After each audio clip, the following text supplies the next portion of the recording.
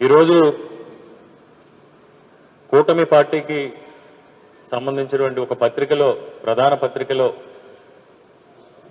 Google వచ్చే అప్పన్నకి ఆదాయం తెచ్చే అని సింహాచలం భూములు 11 ఏళ్లకు లీజు, ఆలయానికి ఏటా 26 కోట్ల ఆదాయం అని ఒక శీర్షికని ప్రచురించడం జరిగింది.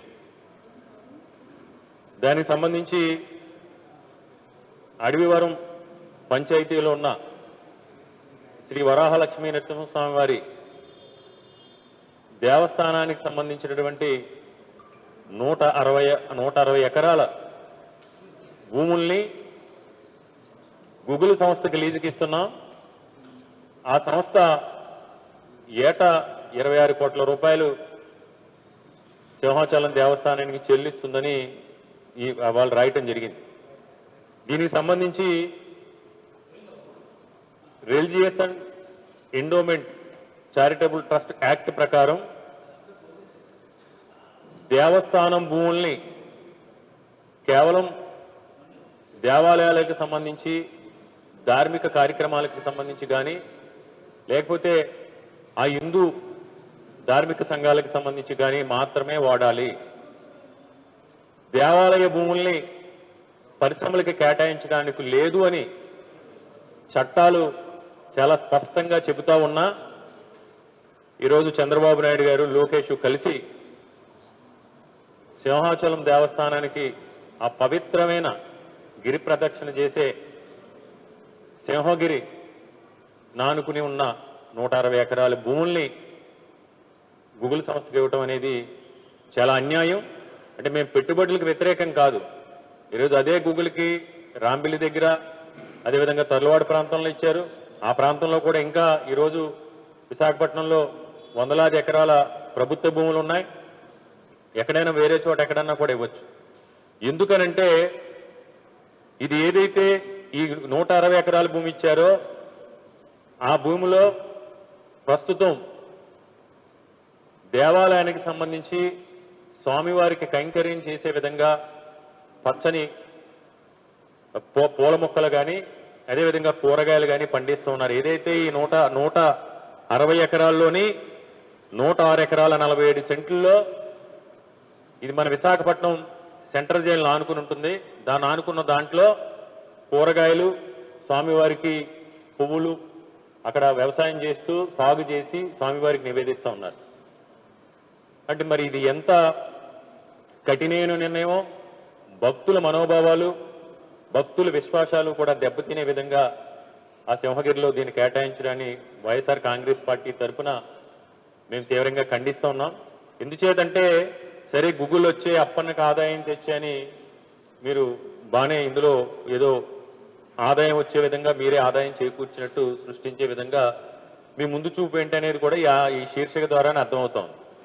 ఇందులో ప్రధానమైన అంశం ఏంటంటే ఏదైతే పంచగ్రామాలకు సంబంధించి లక్షలాది కుటుంబాలు ఎన్నో దశాబ్దాలుగా పోరాటాలు చేస్తున్నారో ఆ పంచగ్రామాల పరిధిలోనే ఈ 106 ఎకరాల 47 సెంట్లు భూమి కూడా ఉండటం జరిగింది.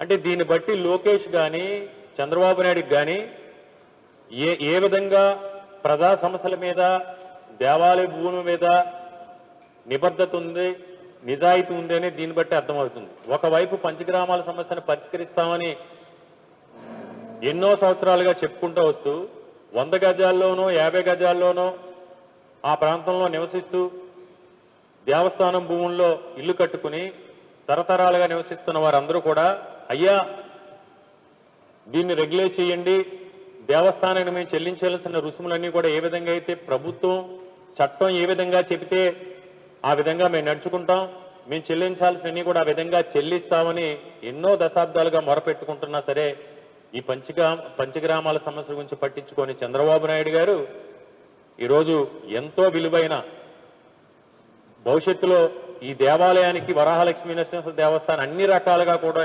ఉపయోగపడే భూమిని ఈ విధంగా కట్టబెట్టడం అనేది అన్యాయం.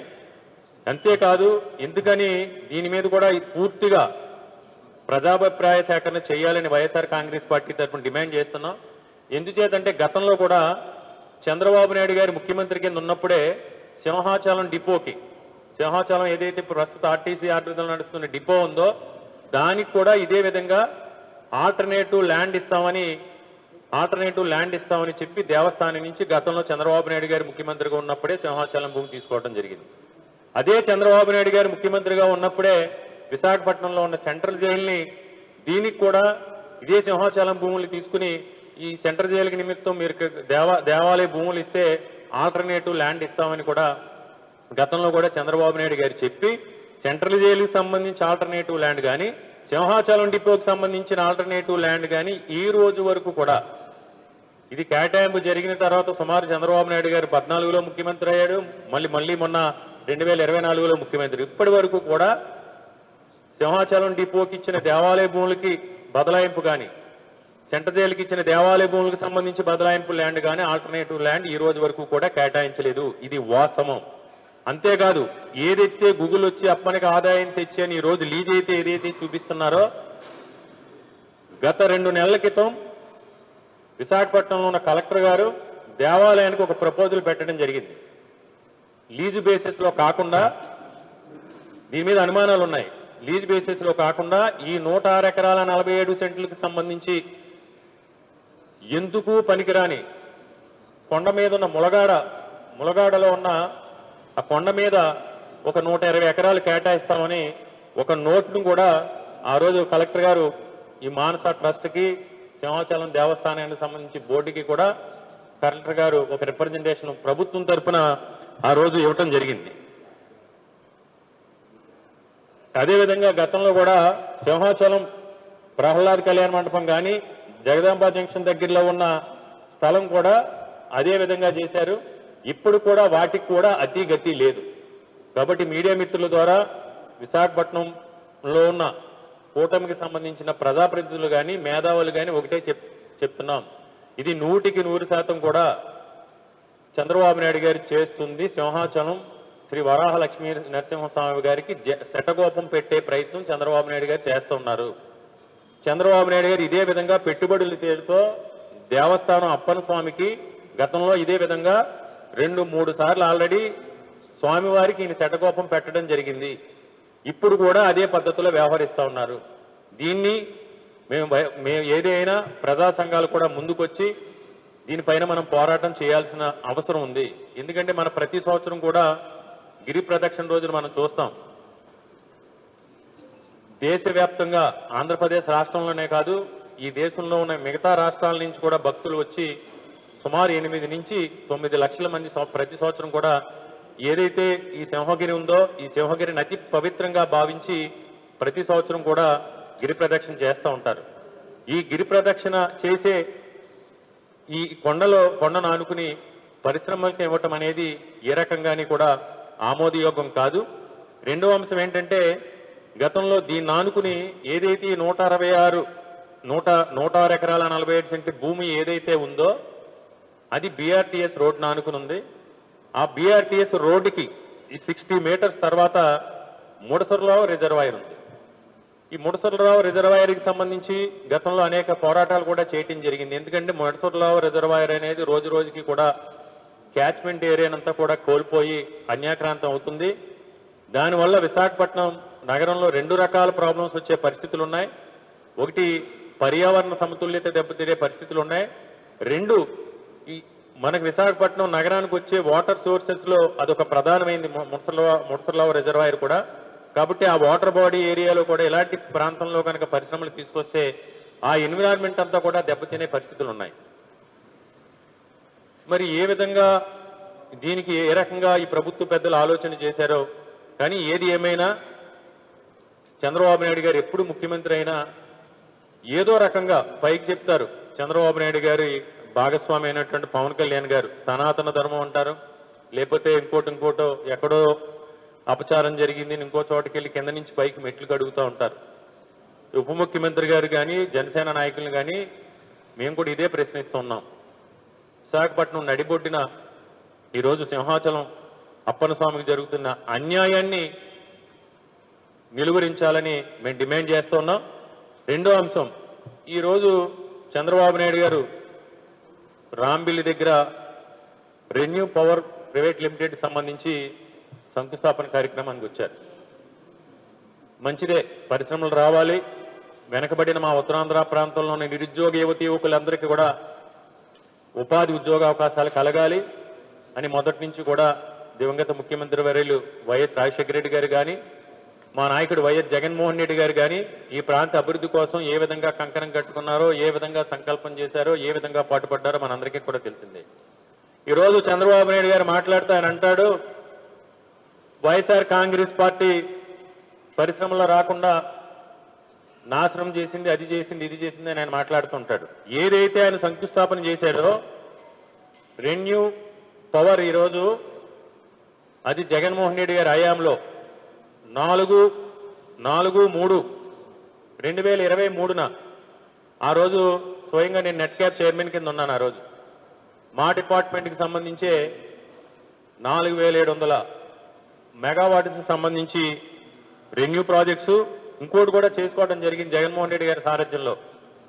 2000 మెగావాట్స్ సంబంధించి పంప్డ్ హైడ్రో స్టోరేజ్ అంటే రీసైక్లింగ్, మన రైవాడ్ రిజర్వాయర్ కావచ్చు, లేకపోతే మన గోస్తని రివర్ లాంటి చోట, సాలూరు కావచ్చు, ఇలాంటి చోట గండికోట, ఇలాంటి 7 ప్రాజెక్టులను ఆ రోజు జగన్మోహన్ రెడ్డి గారు ఎంఓయూ చేయడం జరిగింది 2000 మెగావాట్స్ సంబంధించి.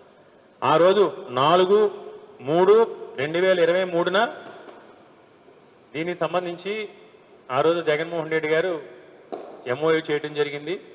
దాన్ని కొనసాగింపుగానే ఈరోజు చంద్రబాబు నాయుడు గారు శంకుస్థాపన చేస్తూ కొన్ని గత ప్రభుత్వం తీసుకొచ్చిందని చెప్పకపోయినా పర్లేదు, పరిశ్రమని తీసుకొచ్చింది, దానికి ఎంఓయూ చేసింది,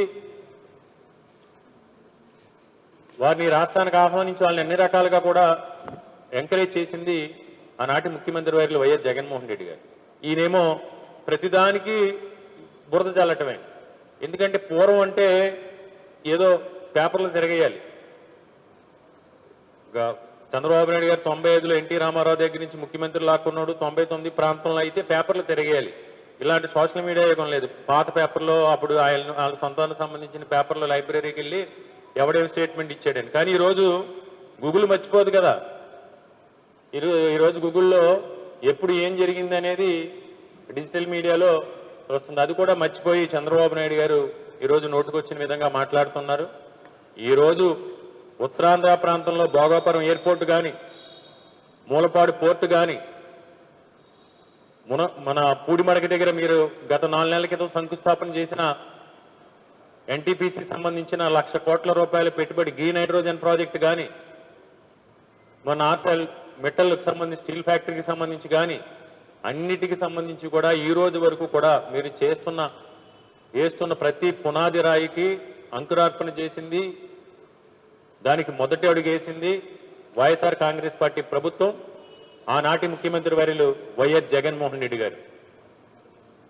కాబట్టి ఎప్పటికైనా చంద్రబాబు నాయుడు గారు ఈ క్రెడిట్ చోరీని ఆపాలని వైఎస్ఆర్ కాంగ్రెస్ పార్టీ తరఫున మేము డిమాండ్ చేస్తూ, ముఖ్యంగా ఈ దేవాలయానికి సంబంధించి సింహాచలం దేవస్థానానికి సంబంధించి ఏదైతే నిర్ణయం తీసుకున్నారో ఆ నిర్ణయాన్ని వెనక్కి తీసుకుని అదే ప్రాంతంలో వందలాది వేలాది ఎకరాల ప్రభుత్వ భూములు ఉన్నాయి. ఆ ప్రభుత్వ భూముల్లో వారికి కేటాయించాలని డిమాండ్ చేస్తున్నాం. అంతేకాదు ఈ లీజ్ అనే దాని మీద కూడా చాలా అనుమానాలు ఉన్నాయి. ఎందుకంటే గతంలో ఇందాక నేను చెప్పినట్టు మొదటి ప్రపోజల్ పెట్టింది అయితే ఈ అధికారులు ఏం చెప్తున్నారంటే ఈరోజు ఈనాటిలో రాసింది 26 కోట్ల రూపాయలు అప్పన్నకు ఆదాయం రాశారు. కానీ దేవస్థానానికి సంబంధించిన అధికారులని, రెవెన్యూ అధికారులని సంప్రదిస్తే వాళ్ళు ఏం చెప్తారంటే 20 రూపాయి కూడా ఇది లీజ్ ఇచ్చే పరిస్థితి లేదు. ములగాడ దగ్గర ల్యాండ్ కేటాయించడానికి అయితే ప్రపోజల్స్ ఉన్నాయి. దానికి మా పెద్దలు దేవస్థానానికి సంబంధించిన పెద్దలందరూ కూడా అంగీకరిస్తున్నారని చెప్పారు. ఇది ఈ పెద్ద మనుషుల నిర్వాహకం. ఇదే కనుక జగన్మోహన్ రెడ్డి గారి హయాంలో జరిగి ఉంటే జగన్మోహన్ రెడ్డి గారు ఏ రకంగా బురద జల్లేవారో, వైఎస్ఆర్ కాంగ్రెస్ పార్టీ మీద ఏ రకంగా బురద జల్లేవారో మనకు తెలుసు.